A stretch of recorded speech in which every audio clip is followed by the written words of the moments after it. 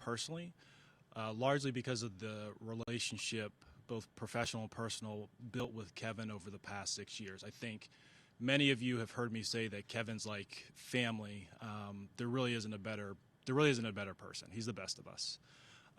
We all owe him a debt of gratitude and appreciation for a level of success that he brought the organization that really hadn't been achieved since 2002. And that's something that we'll always remember. Coming into this season, we were realistic that, we were a team and a roster in transition. And ultimately, this decision is born from the fact that we've ultimately felt like we did not see enough progress in areas that were controllable, independent of certain game outcomes. Everything that we do is with the idea of bringing a perennial winner to Cleveland. And this decision falls in that bucket as well. There are many tough decisions that we have made that we'll have to continue to make in order to fulfill that promise. And I know how hard it's been for our fans this year. We have a great appreciation for their loyalty, their dedication to the team. I think back to our last home game against Pittsburgh. They were such a huge factor in that game. And then for them to support late in the year, big rival, had everything to play for. It's quite the testament to show how much this team means to them and ultimately what we owe them because of that. So in terms of next steps, really our focus is on identifying and finding, the leader and the partner to bring along this young team as well as the young players that we're going to add in the next several months. So that work is going to be deliberate. It's going to be immediate right after we finish this press conference. So with that, I'll open it up for questions. You said you didn't see progress. Are you specifically looking at quarterback, or can you specify a little bit more maybe there? Yeah, there are a number of different areas, Chris. I think all head coaches get evaluated on whether it's game strategy going into the game, in-game decision making, certainly player development if you're a young team. The QB is obviously a big part of it, but there are multiple areas, and some, quite frankly, I thought we did very well. Others we didn't see enough progress in. The impression is that the roster was sufficient to win. Do you feel that way? And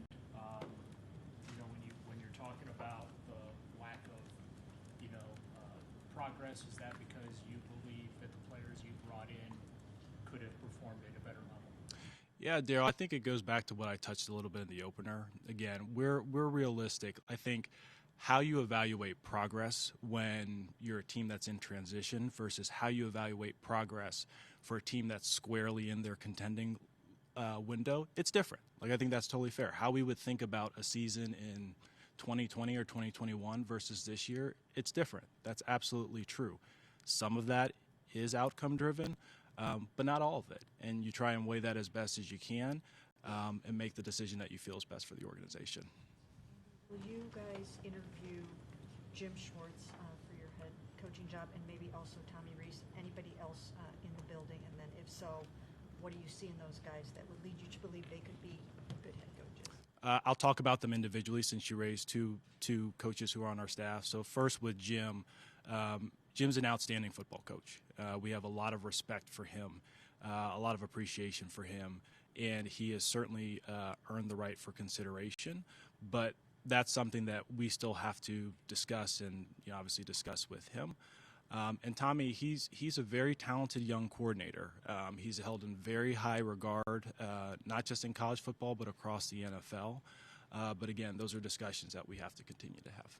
In terms of research, how important is it this company getting somebody with that coaching experience? Joe, we'll be pretty open-minded. I think there are a number of different archetypes of successful head coaches. I think about Kevin. I think it's easy to forget now that he has, 2 Coach of the Year awards on his mantle, that when he was interviewed first in 2019 and he didn't get the job, and then again, I guess it was 2020, and he did. In both of those cycles, he had no head coaching experience, and we were the only team that interviewed him. And so I think our responsibility is to search far and wide. There are good coaches out there. We've just got to do our homework and find the right fit for us. We'll have no preconceived notions as we go into the search. Sorry, Andrew, do you have any, whether it's regrets or whatever, just the way the offensive line, the lack of depth there and so on, and then you have rookies behind that line, quarterbacks. I guess two thoughts. One, maybe could have done a better job bringing the line together, and B, was it too soon to go to the rookies with that? Or? Terry, it's a good question. I'd say, specifically to, let's say, the offense, it's no secret that that's where we're going to invest most of our resources this offseason. I think the reality of it is a year ago when we decided to make the pivot that we did, you also realize that you're not going to be able to accomplish everything at once for the roster. The offensive line, that's a position group that I do imagine will have a fair amount of turnover as we go into 2026. But we also do feel like it was important this year, and quite honestly going into next year, to give young players snaps if we're ultimately going to build a core and foundation that we need to win perennially.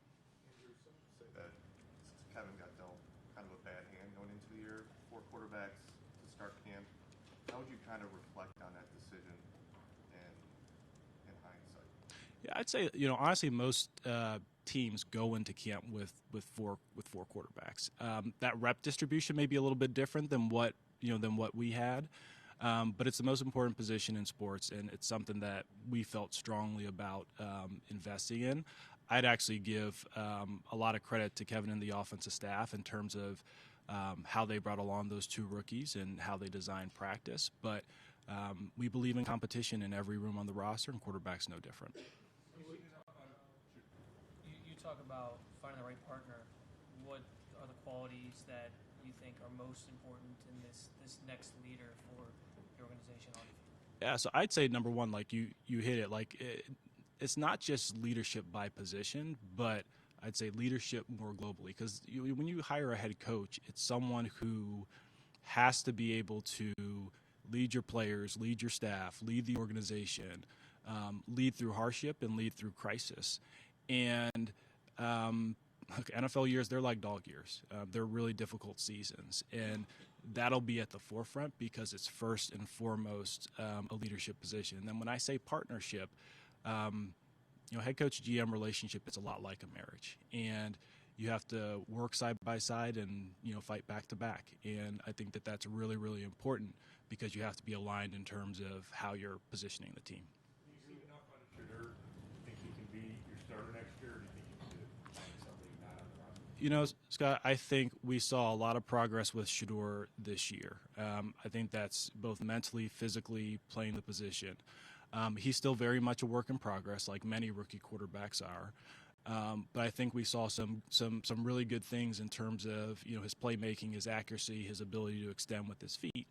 And I think I'd also give him credit, as well as our offensive staff, for bringing him along in terms of his pocket management, his situational awareness and things of that nature. Now, that all being said, we're going to do our work on the quarterback market. It's too important of a position, and it's something that has to be solidified. I can't sit here and tell you today, whether the solution or the starter in 2026 is internal or external, but it's something that we're going to work through, over the next several weeks. And quite honestly, the new head coach will also have a lot of input into that as well.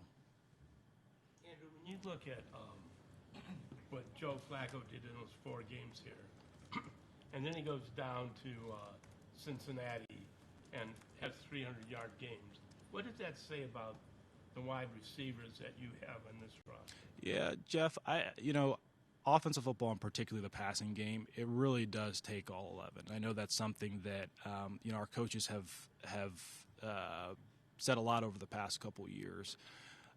Because the offensive game is about precision. It's never just on the quarterback. It's never just on one position group. Protection plays into it, route precision, route design.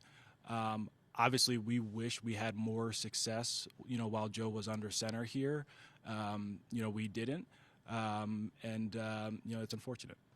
But just to follow up, so then what do you think of this group of wide receivers that are on this team? Yeah, listen, I think there's a lot of work that we still need to do on the offense from a personnel standpoint.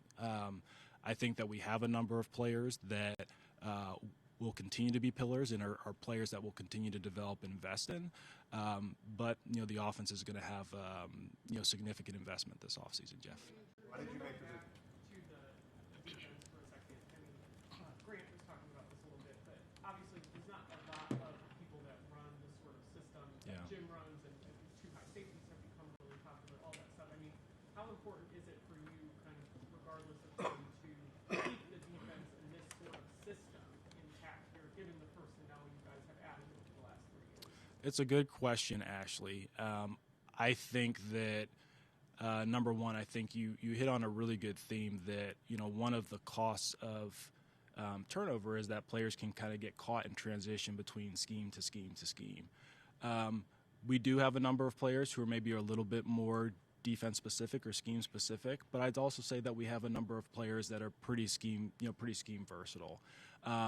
Ultimately, our thought will be, hey, let's find the right head coach, let's find the right leader, because schemes, they really do come and go. But it is fair to say that we're very pleased with where that side of the ball is. That group is intact, they're under contract, and we really do like the style of play.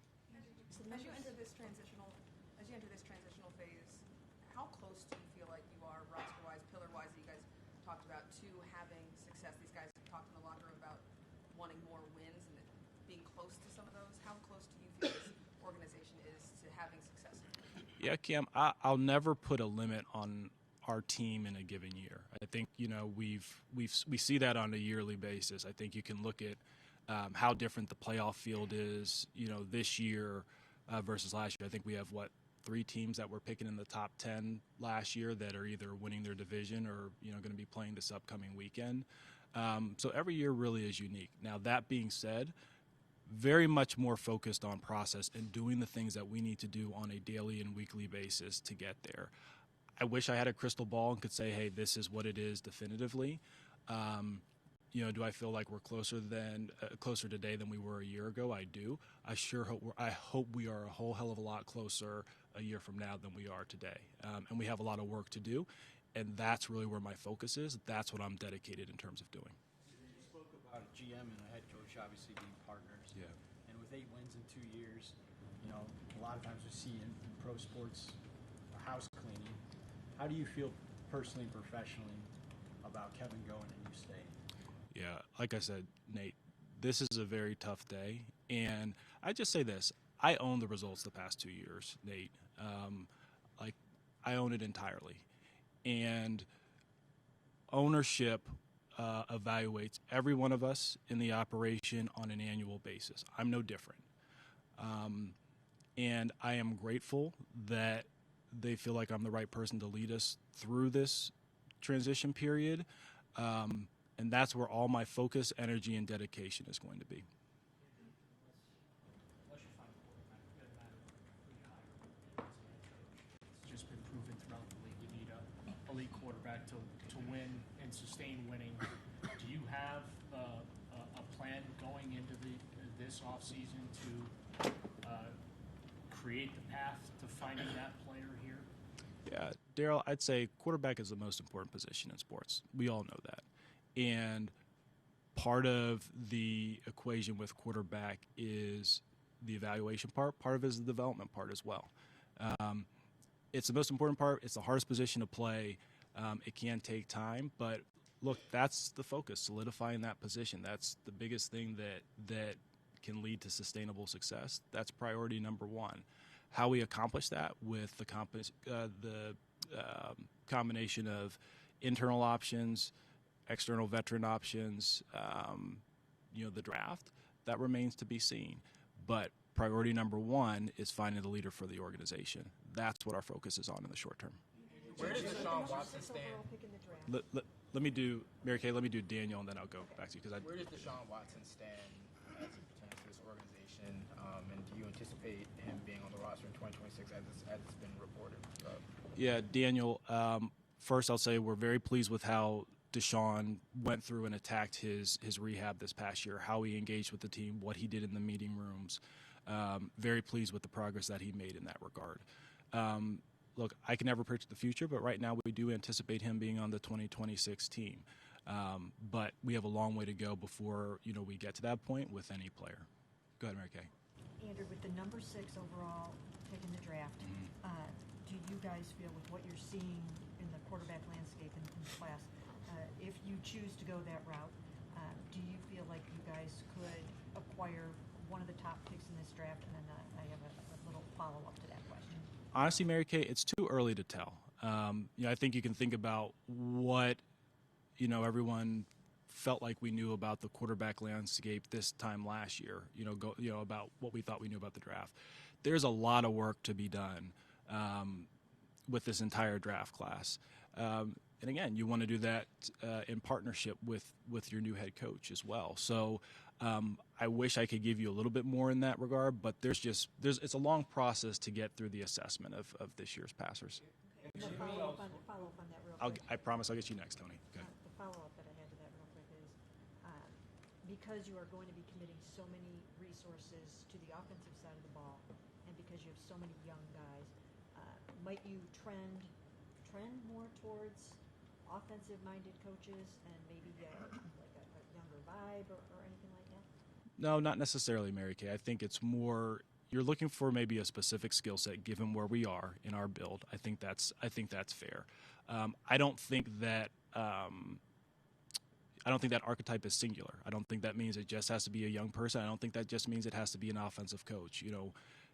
I mentioned a little bit earlier the head coaching position is so different than being a coordinator, and the head coach's responsibility is to make sure that the offense is run and developed well, as opposed to necessarily having to be the person that directly does it. Go ahead, Tony. It's indicated that you will lead the search, but there will be others on the committee. Who will they be? Yeah, Tony, I won't go into specific names. It's a good question, but need to say we're going to leverage the expertise across our football operations group. This is an organizational decision. It's not just a singular person who does everything. You're hiring for a position that's going to have such a huge daily and yearly impact on the team, and we want to make sure that we leverage the expertise of many people in our operation as we go through the process. Andrew, do you expected? Can I go here and then I'll come back to you, Chris, just because he hasn't asked a question. You mentioned that you knew coming into the season that this would be a year of transition. Season ends, then with a 2-time coach of the year, getting fired because you didn't see enough progress. How do you sell that to candidates who are looking to know that they'll have the necessary runway to do what they need to be done? Yeah, we understand where you are, and I mentioned, we all get evaluated on an annual basis. I think the reality is in any head coach opening, every organization has their own challenges, their own constraints. There may be at different points with their roster's lifestyle. We'll be looking for something different than maybe some of the other openings have based on where they are as a team. And some good coaches will fit us, but they won't fit the Titans. Some will fit the Giants, and they won't necessarily fit us. But we're looking for the right leader and the right partner for our present situation. And I have a lot of confidence that we'll be able to find that person. Go ahead, Chris. I know Paul left during the season, but do you envision his role being filled at all? And are there any other potential front office changes that may occur? Do not envision Paul's role being filled. I think we have a number of talented people who will absorb more responsibility. Paul's a huge loss, but we have a lot of people who have gained a lot of really good experience and smart people in that in that regard. So. Can I follow up by asking you, what did Paul do? We didn't get a chance to talk to you in mid-season, so can you tell us what he did? Yeah, so Jeff, I think this is something that we've covered a lot over the past 6 years. Paul. Let me just say this. Paul is a longtime executive, former general manager, incredibly strong, sharp thought partner, huge in terms of strategic thinking, and really built up the research and strategy group as well as player development. Paul did a lot for the organization over his time here. And we're grateful for the amount of time that he did spend with us. Jimmy really pushed back on the notion of like dysfunction within the organization, and he takes exception to that. I think when the outside looking in, when there's a split where you remain, Kevin is let go, it almost gives off this sense that maybe there was a divide between you two. So I guess what can you say about your relationship with Kevin all the way until the end, up until yesterday? So Kevin's like, I've said this 1,000 times, Kevin's like family. And, give you a little bit of insight, because I know I've told you all how awesome of a person he is, but I've also told you, sense of humor. I know you guys don't always get a chance to see that, but, one quick story I'll tell you, as I was driving back from the team flight last night, I was just, thinking about, what could potentially happen and the decisions that we had to make. I was like, you know what, I really need to, my kids, they're 8, 6, and 4. And I was like, I really need to tell my kids, because every time they're at the facility, he's no longer like Coach Stefanski, coach of the Browns, but rather, giving a Barry kid a piggyback ride or chasing them or tackling them, things like that. And I remember when I told my 4-year-old daughter, Eden, I was like, hey, there's a chance that Coach Kevin, he may not be coaching the Browns anymore. And she looked at me and she goes, well, will he play with us still? And I share that story because, like, when you talk about relationship or partnership, that's a lifelong connection for me and him. It goes beyond football. So if you ask, how was the relationship from the start to how it was today, he's family. Were there any other changes to the coaching staff made today? There were not, Scott. Will you require the new coach to keep anybody on the staff, whether Jim or Tommy? I'll touch what I said a little bit earlier. Ultimately, that'll be the head coach's prerogative. Obviously, we'll have a number of discussions about the existing staff, but that'll be the head coach's prerogative. John Dorsey. Let me go here, and then I'll go to you, Terry. Let me go to Nate first. I just remember John Dorsey years ago. He was a very experienced GM, sitting up there and saying about a coaching search. Yeah. He's driving home at night and he's telling himself, just don't screw this up. So how prepared do you feel to lead a coaching search, and is there anyone you're going to be leaning on? Yeah, we're going to leverage a lot of people with experience and people with, I'd say, process expertise, both internally and externally. Being a head coach in the National Football League, it's a really, really, really hard job. And I think it's at times maybe a little bit like players, where you try and make the best decision that you can at the time with the information that you have. But, I joke, is like, I don't actually, Bill Polian used to say this, that like other than running for Congress or governing in Congress, like position of head coach may be just as hard because of all the different challenges and things that you face. And so what we're going to do, we're going to ensure that we have a process that is well defined in terms of what we're looking for and what the role will be specific to our organization. And we'll make the best hire we can. I'm confident we'll find a good coach. And then a big part of it, no different than quarterbacks, Daryl, is we've got to support that individual to make sure that they can have success as they lead us. Go ahead, Terry. Win 8 games in 2 years is crushing the fan base. Mm-hmm. You did it yourself. Excuse me. How fast can you, I guess, get to where your team is watchable again, and just a better product? Yeah.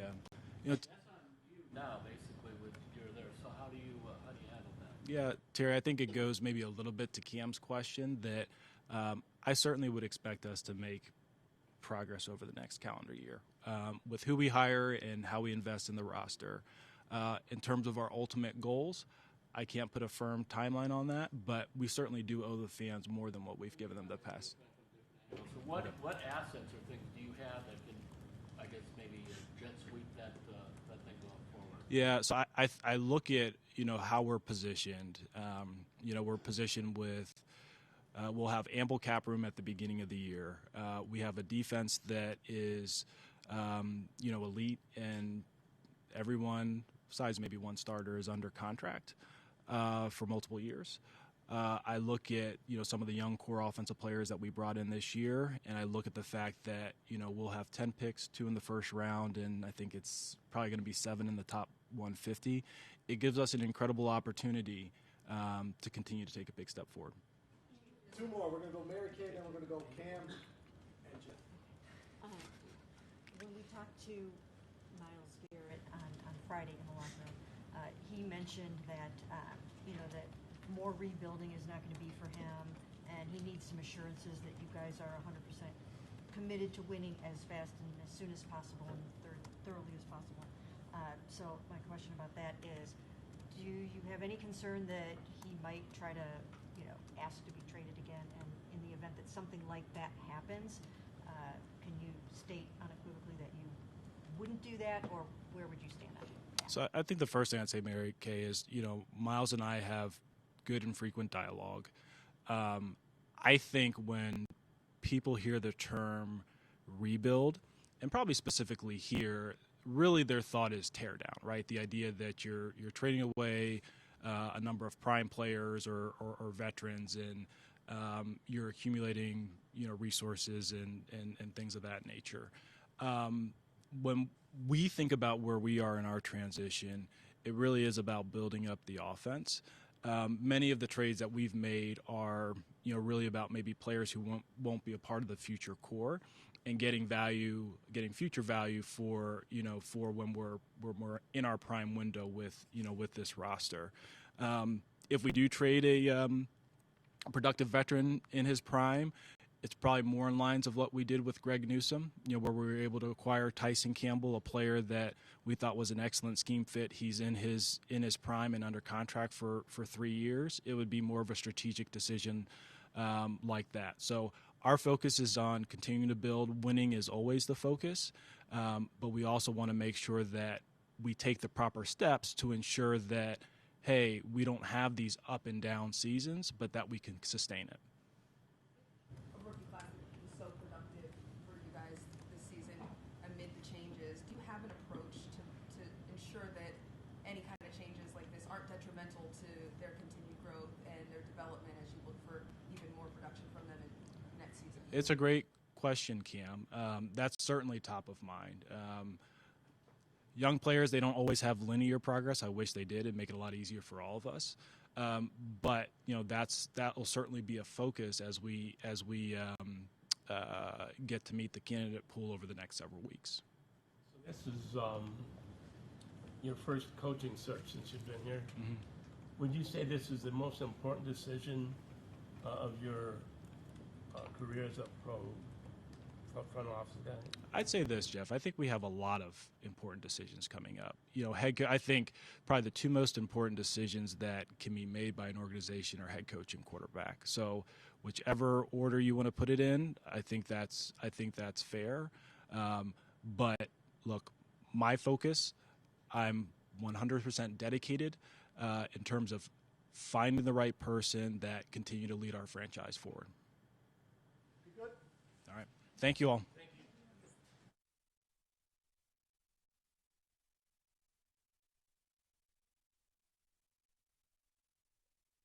So that was Browns GM Andrew Berry pretty much explaining and letting us know, giving us clarity to why Kevin Stefanski was let go. It was kind of emotional, it looked like, for Andrew there. He stated his daughter plays with Kevin. That got to be an awkward situation when kids are involved. But I want to know your thoughts down in the comment section right now. Keep them bells on, because more is coming out about this saga like literally every hour, man. I'm sorry to mass produce like this, but I want to make sure I stay on top of all of the news for you guys. Definitely let me know. And I do got some other videos on John the Liquidator, the big channel, Stephen A. Smith reaction, ESPN. Most of the media reactions to this will be located on John the Liquidator, big channel. Definitely let me know you guys' thoughts about this. Keep them bells on. I will be back with some more content. Till next time, man. Shake the haters off. I'm out of here. Peace out.